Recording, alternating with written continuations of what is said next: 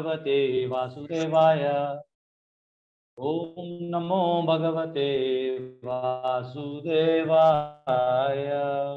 नारायणं नमस्कृत्य नरं चैव नरोत्तमं देवीं सरस्वतीं व्यासं ततो जयमुदीरयेत्। नष्टप्रायेषु भद्रेषु नित्यं भागवत सेवया भगवती उत्तम श्लोके भक्तिर्भवति नैष्ठिकी। कृष्णाय वासुदेवाय देवकी नंदनाय च नंद गोपकुमाराय गोविंदाय नमो। हरे कृष्णा कृष्णा कृष्णा हरे हरे, हरे राम राम राम हरे हरे। नमो विष्णुपदाय कृष्ण विष्टाय वितले श्रीमते भक्तिवेदांत स्वामी नमस्ते देवी गौरवाणी प्रचार निर्विशेष्यम्यादि पाश्चात्येश्चारण जय श्री कृष्ण चैतन्य प्रभु नित्यानंद श्री अद्वैत गदाधर श्रीवासादि भक्तवृंद। हरे कृष्ण कृष्ण कृष्ण हरे हरे, हरे राम राम राम हरे हरे कृष्णा। तो आपका सबका स्वागत है वापस, और म्यूट कर लीजिए आप लोग क्योंकि आप सबका आवाज नहीं तो यहाँ जाता है।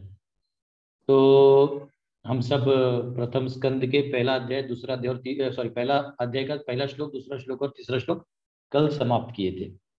आज हम सब चौथा और पांचवा दो श्लोक देखेंगे, वर्ष नंबर 4 वर्ष नंबर 5। तो इसमें अब जो है हम नैमिषारण्य पहुंचने वाले हैं। अब तक हम एक ऐसा कहते हैं जैसे ग्रंथ के अंदर प्रवेश करने से पहले उसका एक सिनॉप्सिस जो है वो पहले 3 श्लोकों में हमको मिल गया कि बेसिकली यहाँ क्या चर्चा होने वाला है, ये ग्रंथ में क्या लेवल का मिठास है, इसका चर्चा वहां हो गया। अब हम यहाँ से आगे जाएंगे और अब नैमिषारण्य में हमें सब अपने आप को पोर्ट कर देना है। आपको अभी नैमिषारण्य के जंगलों में पहुंच जाना है।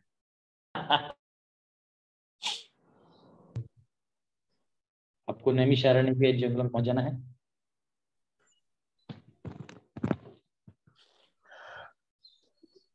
तो आप लोग खोल सकते हैं चौथा श्लोक। यस, आपको भी म्यूट रखिएगा आप। नैमिषे अनिमिषे क्षेत्रे ऋषयः शौनकादयः सत्रम स्वर्गाय लोकाय सहस्र सममासत। Once in a holy place in the forest of Naimisharanya, great sages headed by sage Shaunaka assembled to perform a great 1000-year sacrifice for the satisfaction of the Lord and his devotees. तो यहाँ पे जो शौनक आदि ऋषि हैं, देखिए ये ऋषि मुनि जो होते हैं, जैसे उस दिन भी किसी ने पूछा था कि ऋषि मुनि और साधु इनमें क्या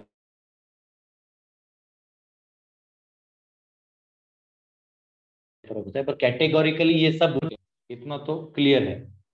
तो ये सारे स्पेशली शौनक ऋषि और उनके साथ करीबन हजारों से भी ज्यादा 88,000 ऐसे कुछ इतने सारे जो थे सब एकत्रित हुए और सबने एक यज्ञ करने का जो है अनुष्ठान किया।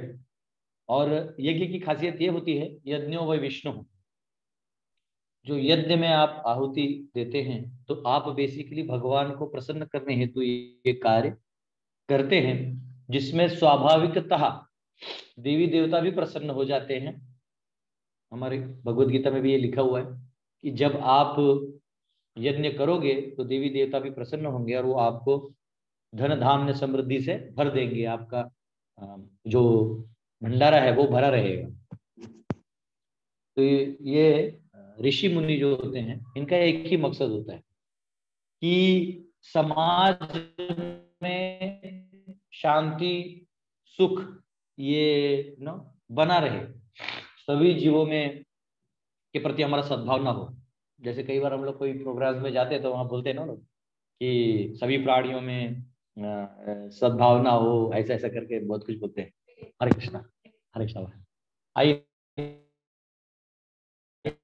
फक्त 2 मिनिट क्लास चालू है तो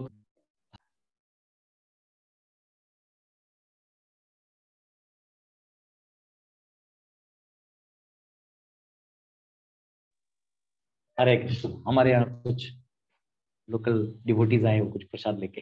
हरे कृष्ण। तुमच कॉल केलं का आता? तुमचाच कॉल होता का?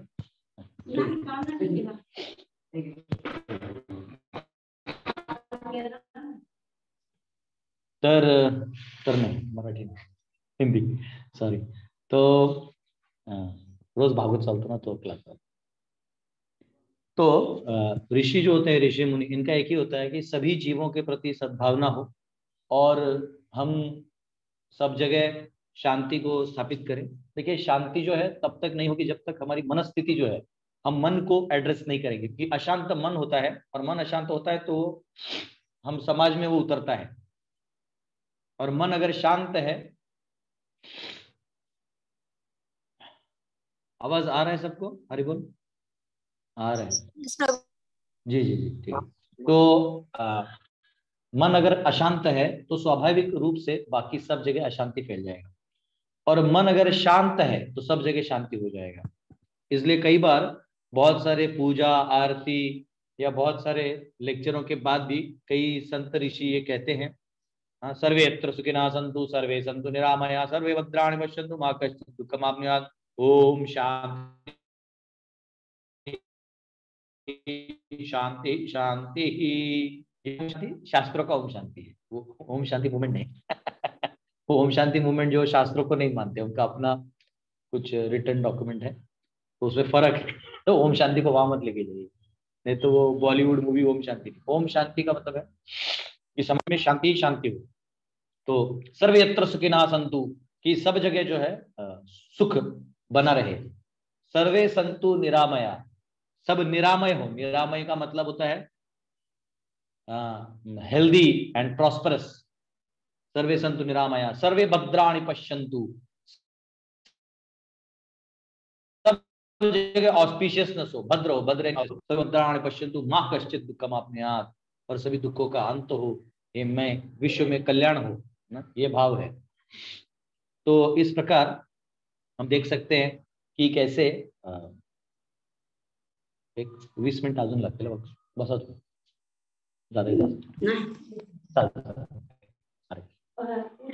हो दे कार्य करो. तो हमारे एल्डरली कुछ है डिवोटीज, वो कभी कभी कुछ ला के देते हैं. तो यहाँ पे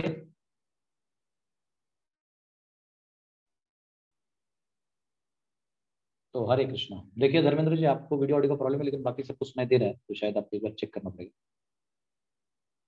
तो यहाँ पे जो वर्ष है, इस वर्ष में खास करके जो नैमिषारण्य का बात आया है वो बताया गया है. तो नैमिषारण्य का जो महात्म्य है वो प्रभुपाद जी ने तात्पर्य में भी दिया है. वो जो तंत्र शास्त्र है उसमें वायव्य करके तंत्र है, उसमें कहा गया है कि ब्रह्मा जी जो पहले इंजीनियर हैं, उन्होंने एक ऐसा चक्र का डिजाइन किया, यानी सृष्टि का, जिसके व्हील में, व्हील यानी जो मेन पार्ट होता है छोटा, उसके सेंटर में नैमिषारण्य को रखा. इसलिए अगर नैमिषारण्य में कोई यज्ञ करता है या कोई अनुष्ठान करता है तो आसुरी शक्तियों का प्रभाव नष्ट होता है. इस संसार में दो ही शक्तियां काम करती हैं, सुर और असुर, दैवी शक्ति और आसुरी शक्ति, जिसको मॉडर्न लोग पॉजिटिव और नेगेटिव बोल देते हैं. और जो नॉर्मल लोग इनको समझते नहीं, वो अच्छा बुरा बोलते हैं, अच्छा हुआ बुरा हुआ ऐसा.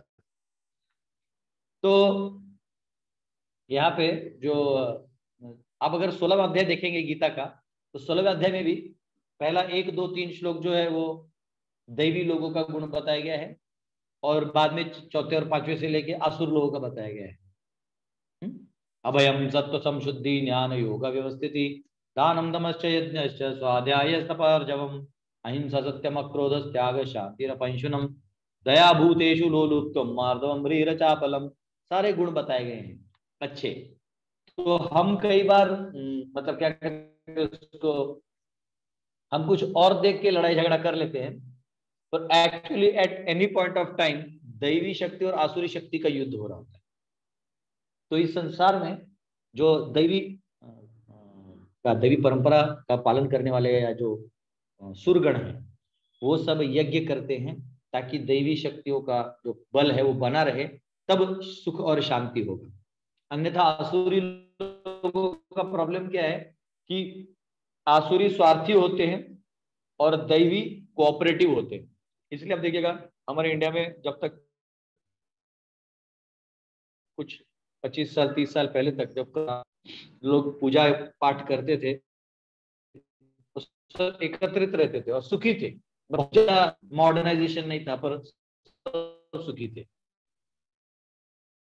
लेकिन जो ही मॉडर्नाइजेशन आ गया, हो गया अलग अलग होते गए, धर्म भी डूब गया और वो घर में रह के भी सुखी नहीं, क्योंकि जो पैसा उन्होंने कमाया वो हॉस्पिटल में गया।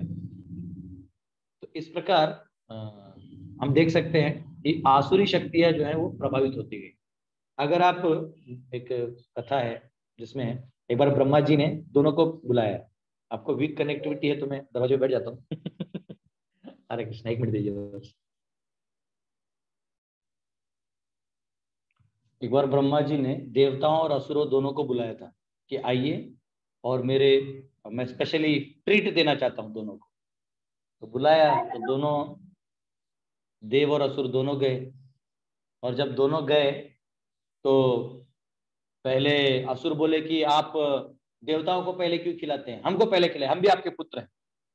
तो राक्षस गणों को उनको बोला ठीक है आप लोग खाओ पहले, लेकिन रूल ये है कि आपको जो हाथ है ना यहाँ पे वो बांध के रखना, वो दिया जाएगा, तो आप हाथ मोड़ नहीं सकते।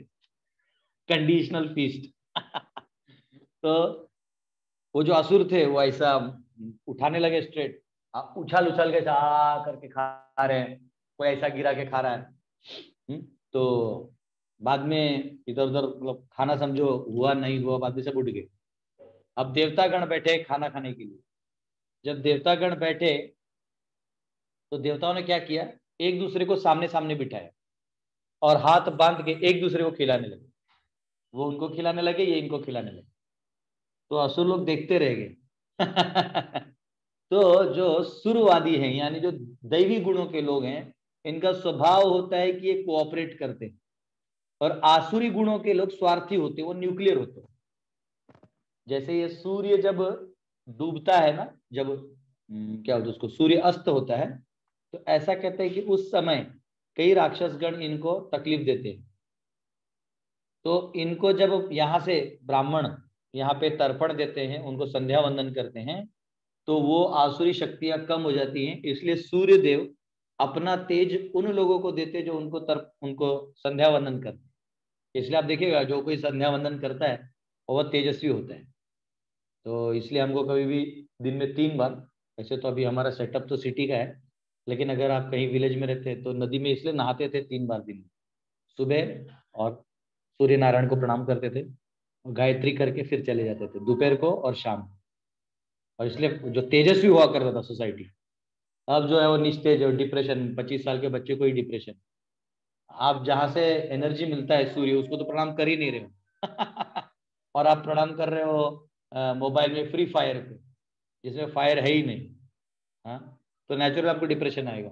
मुझे आज भी याद है, हमारी दादी हमको सिखाती थी, ये हाथ ऐसा लेना था, ये उंगली ऐसा, ये उंगली ऐसा, ये उंगली ऐसा करके फिर इधर से सूर्य को देखना होता था ऐसा। और सुबह ऐसा प्रणाम करना होता था। पर्सनली दादी ने सिखाया था। तो ये ट्रेडिशन था, इसमें कोई लॉजिक नहीं, सिंपल ट्रेडिशनली ये आराम से हमको सारी एनर्जीज मिलती थी। जिनको दोनों हाथ ऐसा ऑपोजिट, 1 2 3 और 4, ये देखो यहाँ वो होल बन जाता है, ये होल से देखना है। ठीक है, कोई बात नहीं। तो यहाँ पे दैवी गुणों का जो जब प्रभुत्व होगा तभी तो यहाँ पे कहा गया कि ऋषि मुनि जो थे वो समझ गए कि अब जो है कलयुग प्रारंभ होगा, अभी इसकी बहुत जरूरत है। तो उन्होंने जाके नैमिषारण्य में स्थान लिया और वहां पे सभी लोग आए थे। क्या कहते, सारे जो जितने ऋषि मुनि थे सब आए थे। तो यहाँ वराह पुराण का भी रेफरेंस आता है। वराह पुराण में कहा गया है कि where it is stated that by performance of sacrifice at this place the strength of demoniac people is curtailed, thus brahmanas prefer naimisharanya for such sacrificial performances। तो नैमिषारण्य में जो है, इसलिए इवन वराह पुराण का महात्म्य देखते हुए सभी लोग नैमिषारण्य में चले गए। 5वां श्लोक लेते हैं। तो एकदा तु मुनयः प्रातः हुताग्नयः सत्कृतं सूतमासीनं पप्रच्छर इदमादरात्।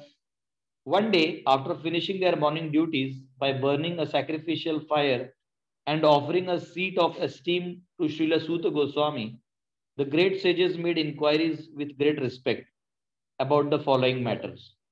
तो यहाँ पे हम देख सकते हैं कि इंक्वायरी चालू कर दिया उन्होंने, और सुबह का प्रातः का समय था और सब लोग अपना, देखिए प्रातः उठने की बड़ी महिमा है, स्पेशली अगर हम ब्रह्म मुहूर्त में उठते हैं तो बहुत सारे काम आसानी से हो जाते हैं।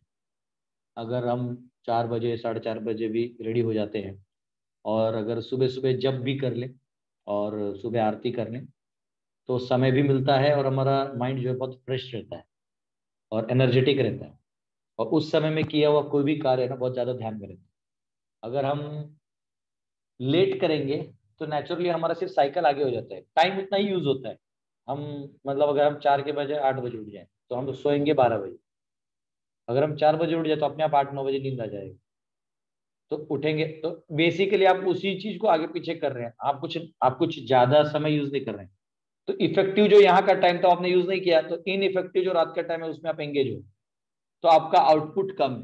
कोई भी चीज नहीं, इनफैक्ट स्पिरिचुअल छोड़िए, इवन मटेरियल चीजों में भी जो जो जनरली बहुत अच्छे परफॉर्मर्स होते हैं वो लोग जनरली सुबह उठते हैं। हाँ सुबह उठ के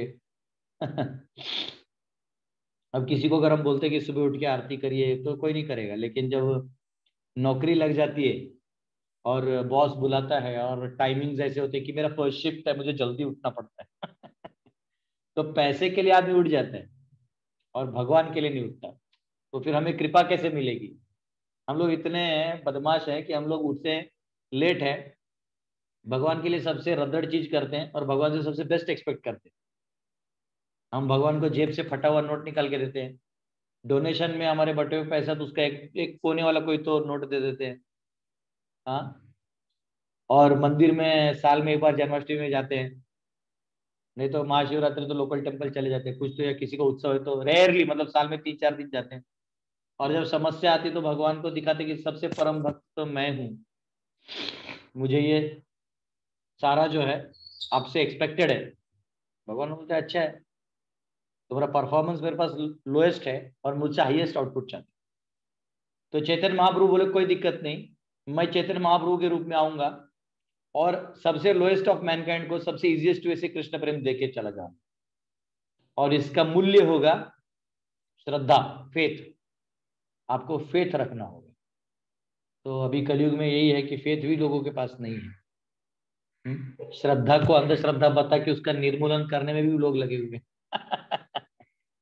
अंधश्रद्धा निर्मूलन समिति हाँ, देखिए अंधकार को निकालना नहीं होता है, हमें ज्योति को अलाना होता है। तमसो मां ज्योतिर्गमय मृत्योर्मा अमृतम गमय। हाँ? तो हमें तमस से ज्योति लाना। अंधकार को कैसे निकालिएगा? जैसे आपके रूम में लाइट नहीं है, अंधकार है, तो आप क्या करिएगा? अंधकार है तो आप तभी लाइट या लैंप लगाइए। अगर लाइट या लैंप आप नहीं लगाते हैं तो अंधकार आप कैसे निकालिएगा? अपने आप में अंधकार निकालने वाला नहीं, कोई फायदा नहीं। तो अंधकार को आप किसी भी और मीन से नहीं सिवाय लाइट के मीन से ही निकाल सकते हैं। तो वैसे संसार तमस है, अंध तमस है पूरा तरह से, यहाँ केवल अज्ञान ही अज्ञान है। तो इस अज्ञान को निकालने के लिए ज्ञान की जरूरत है, इसलिए इतने बड़े बड़े ऋषि मुनि भी एकत्रित आए और उन्होंने अभी यहाँ पे सूत गोस्वामी से वो प्रश्न पूछने वाले हैं। तो कल हम वर्ष नंबर 6, 7 और 8 पढ़ेंगे, 3 श्लोक पढ़ेंगे जिसमें उन्होंने क्या क्वेश्चन किए, 6 सवाल किए उन्होंने। उन 6 सवालों का जवाब ही 18,000 श्लोक है तो इसको हम लोग कल चर्चा करेंगे। तो अभी हमारे पास 8 मिनट है, आप में से किसी को कोई क्वेश्चन है तो प्लीज। हाँ यस, नैमिषारण्य जो है ये यूपी में है। यूपी में मुजफ्फरनगर का नाम सुना होगा आपने, और लखनऊ से आगे ऊपर ऐसा ये पॉइंट पे है नैमिषारण्य। आप गूगल पे भी सर्च करेंगे मिल जाएगा। तो आप हरे में से कृष्ण प्रभु जी, एक यस क्वेश्चन था मेरा। यस यस 3rd नंबर वर्ष हमने पढ़ा था प्रभु जी, हाँ इसमें हाँ, जो लास्ट सेंटेंस है, मुहुरी रिको रसिका भुवि भूका, भाभुई भावु का, हाँ भूवि बराबर। भावुका, तो इसमें आपने बताया था कि ये पृथ्वी, भूवि जो है ये पृथ्वी के लिए है। तो जी ये जी क्या भागवतम सिर्फ पृथ्वी में है प्रभु जी, और जी कहीं जी, ये दो इसका रस दो नहीं है? भागवतम है, दो भागवतम है। देखो जैसे आप अगर हॉस्पिटल में हो तो वहाँ के रूल्स अलग है। अगर हॉस्पिटल में हो और आपको नेशनल एंथम गाना है तो क्या करेंगे, वो आप बस ऐसे बेड पे ही लेटे ऐसे हो जाइए, तो आपके लिए वो रूल है। लेकिन आप अगर आर्मी में ऑफिसर हो और नेशनल परेड में खड़े हो तो आपको दी परफेक्शन में खड़ा होना है ऐसे, बराबर। उधर के लिए रूल्स अलग है, लेकिन दोनों को देश के प्रति प्रेम है। तो वैसे क्या होता है कि भारतवर्ष जो है यानी भूमि पे ये कर्म प्रधान है। तो यहां जब कोई अपेक्षा की जाती है तो आपके बद्ध अवस्था और आपके कर्मों को ध्यान में रखते हुए आपको उदाहरण दिए जाते हैं। और देवी देवताओं के पास जो भागवतम है उसमें तो लाखों लाखों लाखों वर्सेस है। तो वो इधर जो रामायण है उसमें 25,000 वर्सेस है, और वहां जो रामायण है उसमें 2 या 3 लाख वर्सेस। तो उधर डिटेल है। हाँ देखिए, लखनऊ के आगे सीतापुर के पास है। तो हम जब वहां जाएं तो वहां का अगर हम देवता बन जाते हैं तो हमारे लिए वो अलग चीज हो जाता है, क्योंकि वहां कोई गरीबी है नहीं वहां कोई संघर्ष है नहीं, जॉब करना है नहीं। तो तो मेरे जैसा वो आदमी भी वहां क्या लेक्चर देगा, ये थोड़ी लेक्चर देगा। मैं लेक्चर दे रहा है तो हमको बोलना होगा, सिर्फ कथा बता के भाग जाना होगा, उसको परपोर्ट की जरूरत ही नहीं होगी। हाँ, हमको सिर्फ इतना ही बोलना होगा कि अरे तुम लोग थोड़ा अप्सरा को देखना बंद करो और थोड़ा चैंटिंग वैंटिंग करो, बस इतना ही होगा। तो एक आध दो इश्यूज होंगे बस यहाँ पे क्या है कि हजारों इश्यूज है। तो ये कर्म प्रधान क्षेत्र है। तो भागवतम तो है, जो भगवान का ज्ञान है वो सभी ब्रह्मांड में सभी जगह। तो देवताओं के पास जो है वो बड़ा है, और उसमें कुछ डिटेल्स ऐसे जो हमको यहाँ समझ में भी नहीं आएंगे। लाइक कुछ ऐसी शक्तियां होती हैं जो देवताओं के पास होती है जो हमारे पास नहीं होती। तो वो उनको समझता है पर हमको नहीं समझता। तो वो स्टेटमेंट बोल देंगे, तो जैसा भी अभी कोई हमको इंजीनियरिंग का टेक्निकल बात बता दें, तो जो इंजीनियर या ऑडियंस में नहीं है, जिनको ज्यादा वो सब नहीं मालूम, तो वो सब नहीं बोल पाएंगे, नहीं समझ पाएंगे प्रभु जी ने क्या बोल दिया नहीं बोल दिया। तो यहाँ भागवतम है और वहां भी भागवतम है, तो यहाँ का जो है वो यहाँ के हिसाब से व्यासदेव जी ने दिया है ये। गुरुजी हमारा एक क्वेश्चन है जी, कि नाम बोलिए आपका। गुरुजी गोपाला वानखेड़े नाम। जी बोलिए बोलिए। हमारा क्वेश्चन ये है कि हमने कहीं सुना है, कथाओं में भी बताते हैं कि अगर आप राम राम बोलते हो और उठते से पहले भी आप राम राम बोलो तो आप जितनी सांस लोगे वो आपका राम नाम में डिवोट हो जाएगी। ये सही बात है? देखिए, राम नाम की महिमा अगाध है और इसमें कोई डाउट नहीं, आपने जो बोला वो एकदम सही है। परंतु परंतु आप अगर उसे उस भाव से कर रहे हैं, मतलब फ्रूटिव मेंटेलिटी, फ्रूटिव मेंटेलिटी से कर रहे हैं। आप लोग प्लीज म्यूट कर दीजिए, किसका आवाज है। तो फ्रूटिव मेंटेलिटी से करेंगे तो उसका वो फल नहीं मिलेगा। लेकिन विदाउट फ्रूटिव मेंटेलिटी से करेंगे तो वो फल मिलेगा जो आपको भी बताया गया। यानी आप उठे राम राम, सोए राम राम, अब मेरा काम हो गया, नहीं फिर नहीं होगा लेकिन आप उठे राम राम, रात को भी आहा प्रीति पूर्वक राम राम, तो वो राम राम चलते रहेगा तो जी जैसे ऐसा कहा गया है, एक मध्व स्कॉलर थे, उन्होंने मुझे बताया कि के जो आचार्य हैं उन्होंने लिखा है कि अगर एकादशी, क्योंकि मध्व संप्रदाय निर्जल एकादशी करते हैं, तो अगर एकादशी को अगर आपने मन में भी सोच लिया सुबह सुबह उठ के आज मैं निर्जल एकादशी करूंगा, और गलती से आपने निर्जल नहीं किया, आपने कुछ एकादशी का फल वूल खा लिया, तो कहते हैं फिर भी आपको निर्जल का ही जो फल है वो मिलता है हाँ, लेकिन अगर आप उठ के बोलेंगे आज मैं निर्जल करूंगा और बाद में इमीडिएटली केला खा लेंगे, तो भगवान जानते हैं नाटी बॉय। तो कई बार कोई बोलता है, हम लोग गाते ना, यानी कानी च पापानि ब्रह्म हत्यादि कानी च तानी तानी प्रणश्यंति प्रदक्षिणा पदे पदे, कि अगर तुलसी महारानी को प्रदक्षिणा करते हैं तो हमारा पद पद पे जो प्रदक्षिणा है उसमें ब्रह्म हत्या और या हमने कोई जो भी या इससे कुछ किया है पाप, सब धुल जाएगा। तो कोई दिन भर पाप करेगा, तुलसी को जानबूझ के प्रदक्षिणा करेगा तो पाप मिट जाएगा। नहीं मिटेगा। वो जानबूझ के किया है, इसका मतलब वो अपराध मेंटेलिटी है, तो काम नहीं करेगा। आपका निरअपराध मेंटेलिटी से वो काम कर जाएगा। जैसे अजामिल ने नारायण बोला, लेकिन अपराध मेंटेलिटी नहीं था, निरपराधी था वो, लेकिन आपके सोच में है हाँ ऐसा है। अभी मैं नरसिंह कवच पढ़ रहा था, तो उसमें एक जगह श्लोक लिखा हुआ है उसी में कि अगर इस नरसिंह कवच को कोई 32,000 बार गाएगा तो उसके संसार में कोई विघ्न नहीं होगा। तो मैंने जोड़ के देखा तो हमको ये 70-80 साल गाना पड़ेगा अगर रोज एक बार भी गाए तो। तो 80 साल आपने गा ही लिए तो उसका क्या बचा, आपको रक्षा की जरूरत क्या, टाइम निकलेगा वही कुट जाओ। तो शास्त्रों में महिमा बहुत है, और अगर हम सही से पालन करें तो वो सब चीजें एकदम होती है, तो कोई दिक्कत नहीं। गुरुजी एक और प्रश्न पूछे कि जी हमने जी। श्लोक पढ़ा है रामेति रमे रामे मनोरामे सहस्त्र नाम तत्तुल्यम नामे। राम तो नाम धरना। ये है कि विष्णु सहस्त्र नाम को एक बार पढ़ो और राम नाम को एक बार बोलो तो दोनों सेम होता है बराबर? नहीं, विष्णु सहस्त्र नाम 3 बार तो इज इक्वल टू राम नाम 1 बार। राम नाम नहीं, विष्णु सहस्त्र नाम कुछ कुछ ज्यादा बार है, 1000 बार है, ऐसा कुछ तो है। वो 1 राम नाम के बराबर है, 3 राम नाम 1 कृष्ण नाम के बराबर है। जी। और वहां जो नहीं लिखा है वो ये है कि अनंत कृष्ण के नाम 1 राधा रानी के नाम के बराबर है। बोलो राधे राधे। हरे हरे कृष्णा प्रभु जी। Yes, बोलिए। राधे राधे प्रभु जी। एक प्रश्न था मेरा भी। जी था कि जैसे कि स्वर्ग लोक में जैसे देवता भी है तो वहां से भी वैकुंठ लोक जाया जा सकता है प्रभु? मतलब देखिए वृंदावन ऐसा है, गोलोक। देखिए ऐसा है, स्वर्ग से आपको वैकुंठ कोई नहीं जाता है। स्वर्ग से और डायरेक्ट वैकुंठ कोई नहीं जाता है, क्योंकि आपको वापस कर्म भूमि में आके आपकी चेतना को विकसित करना पड़ेगा। क्योंकि स्वर्ग में आपका जहां तक चेतना विकसित है वहीं आपको बस मिलता है लेवल। उसके बाद शिणे पुण्य मरते लोकम चलती, आपका पुण्य खत्म हुआ, आपको वापस आना पड़ेगा, यहां से ही जाता है। इसलिए देवी देवता भी कहते हैं, प्रभु मार्केट पुराण में भागवत भी आगे कि हमको यही भूलोक में जन्म दे दीजिए, उसमें भी भारतवर्ष में दीजिए, उसमें भारत खंड में दीजिए, उसमें हमको नो भक्तों का संग दे दीजिए। तो वो देवता भी प्रार्थना करते हो, जानते देवता कौन है? आप और मेरी तरह ही है, जो बहुत पुण्य कर लेते तो वहां सब कुछ मिलता है, वहां मिल गया तो उसके बाद भूख करके समय खत्म होता है, नीचे आ जाओ। वहां से कोई जाता नहीं, हालांकि एटलीस्ट हमारे पास तो कोई रिकॉर्ड है नहीं ऐसा। नरक में एक बार तो जनक महाराज ने रिक्वेस्ट किया था तो नरक से लोगों को ले जाया गया था वैकुंठ। वरना नरक और स्वर्ग ये भोग योनियां हैं, इधर अनलेस भगवान आउटराइट कोई मतलब अपनी इच्छा से तो ले जा सकते हैं, ऐसा प्रॉपर फ्लो चार्ट के पॉइंट ऑफ व्यू से नहीं जा सकते।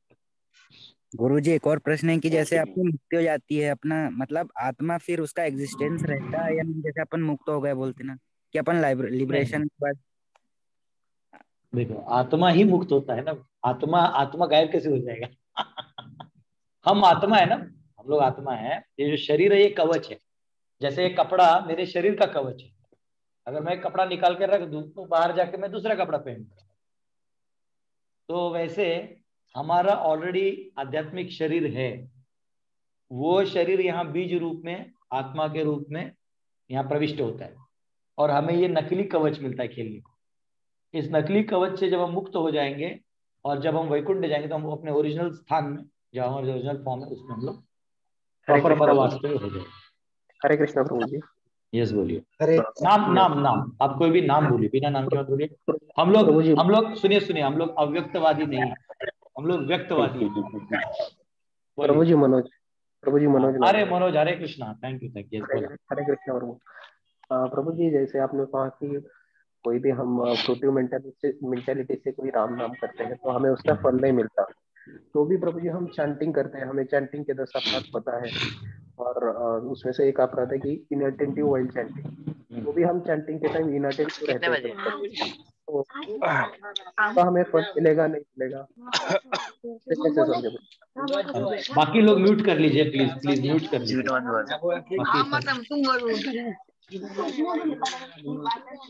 तो ये कोई है जो म्यूट नहीं किए, प्लीज आप लोग म्यूट करके रखेंगे। एक्चुअली 100 रुपए दंड लगाना चाहिए म्यूट वालों को।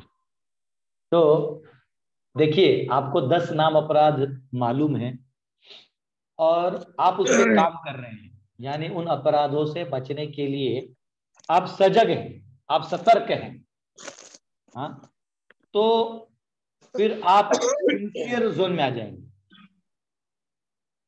आप सिंसियर माने जाएंगे। लेकिन अगर आप सतर्क नहीं है, आप जानबूझ के वो जानते हुए भी उसमें क्या कहते हैं उसको, जानबूझ के उसको और पानी डाल रहे हैं और आगे कर रहे हैं, तो फिर धीरे धीरे आप भक्ति से आपको भगवान उड़ा देंगे, फिर ये कृपा नहीं देंगे। लेकिन अगर आप अपने कमियों को जान रहे हैं, मुझ में बहुत कमियां हैं, फिर भी आप, तो भगवान इसलिए कहते हैं ना प्रकृति स्थानी कर्षति, ये जीव जो है ये प्रकृति के जगह पे कर्षण कर रहा है, संघर्ष कर रहा है। भगवान जानते हैं, भगवान जानते हैं आपकी अवस्था, लेकिन आपके हाथ में केवल सिंसियरिटी है। अगर आप सिंसियरिटी छोड़ देंगे तब आप हार जाएंगे। इसलिए अपनी तरफ से सिंसियरिटी को नहीं छोड़, बाकी फिर वो अपराध जो है भगवान क्षमा कर देते। वैष्णव अपराध, हाँ एक मिनट, अगर वैष्णव अपराध भी आपका हेतु भाव से नहीं हुआ है, कई बार हमारा आदत रहता है ताना कसने का, कुछ बोल देने का, या कई बार होता है, तो आपके वजह से कोई वैष्णव नाराज हो सकता है। लेकिन अगर आपके स्वभाव से उपजा हुआ अपराध था और आपको बाद में समझ में आया और आपने बाद में माफी मांग लिया, और यार नहीं भी मांगा लेकिन आपको समझ में आ गया और वो दूर चला गया, आपने मन में अपने आप को बोला प्रभु में गलती हो गया, भगवान माफ कर दे। लेकिन अगर आप जानबूझ के किए हो, मैं इसको तोड़ के रख दूंगा इसको मैं, तो फिर वो फिर क्या है, फिर वो क्षम्य नहीं होता ऐसा। यस, हरे कृष्ण प्रभु, धन्यवाद प्रणाम। हाँ, मेरा नाम इसको हम लोग लास्ट क्वेश्चन रखेंगे क्योंकि हमारा टाइम आगे हो गया, मैं देखा ही नहीं। यस बोलिए। प्रभु जी, जैसे अगर संस्कृत बोलना नहीं आता या पढ़ना नहीं आता तो भगवान फिर हमें समझेंगे कैसे या जानेंगे कैसे? जैसे संस्कृत का श्लोक वगैरह कुछ नहीं आता तो। पहन के जा रहे, नीचे कुछ पहन के जाए, नीचे कल से करुणावतार तो ऑन है, करुणावतार ऑन है।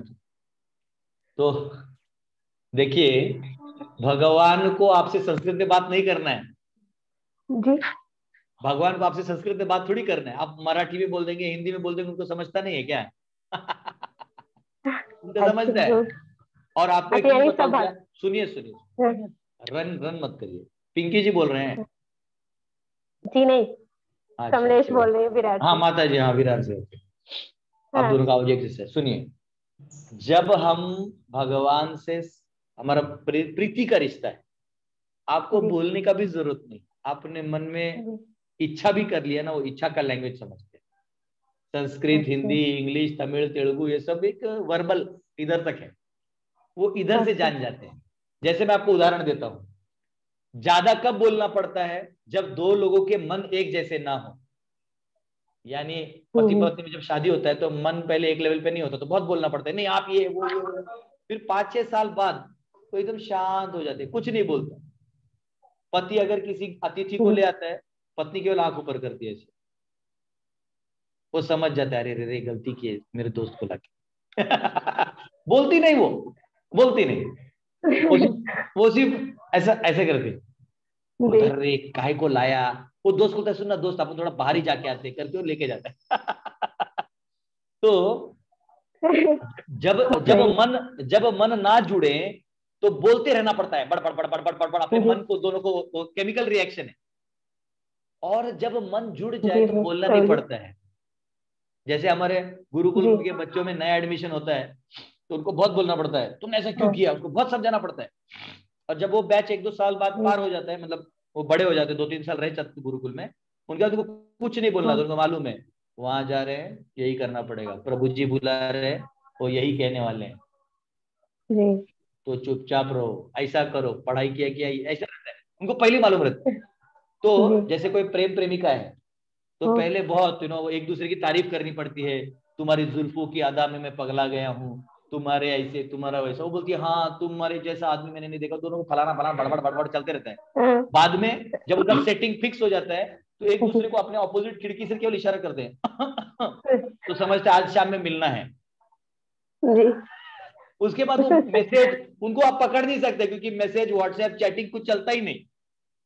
वो बाजार में भी मिल जाएगा, 2 बार खासा मतलब 2 बजे मिलना है, ऐसा क्या मतलब 5 बजे मिलना है। अब उनके लैंग्वेज को कौन समझे?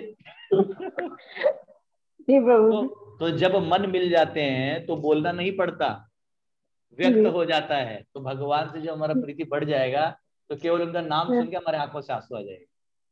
इसलिए शुकदेव गोस्वामी भी श्रीमती राधा रानी का नाम नहीं लिए, क्योंकि इतना सेवा में उनके, वो इतने समाधि में है कि राधा नाम सुन के वहीं चकरा के वो बेहोश हो जाते, 7 दिन में उठते तब तक इसका नंबर लग जाता।